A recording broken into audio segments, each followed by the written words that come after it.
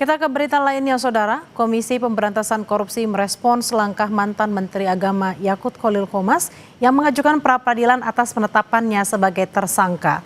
KPK bilang Yakut mempunyai hak, namun KPK telah bekerja sesuai hukum acara yang berlaku. Juru bicara KPK Budi Prasetyo menyatakan menghormati langkah tersangka Yakut mengajukan pra-peradilan. Namun KPK bilang penetapan Yakut sudah sesuai prosedur hukum dan didasarkan alat bukti yang cukup. KPK masih menunggu pemberitahuan resmi pengadilan mengenai pengajuan pra-peradilan oleh Yakut Khalil Qomas.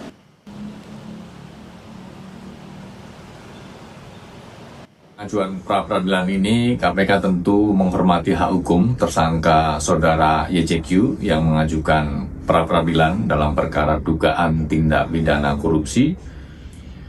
Kami pastikan bahwa setiap penetapan tersangka didasarkan pada kecukupan alat bukti yang sah sebagaimana diatur dalam peraturan perundang-undangan.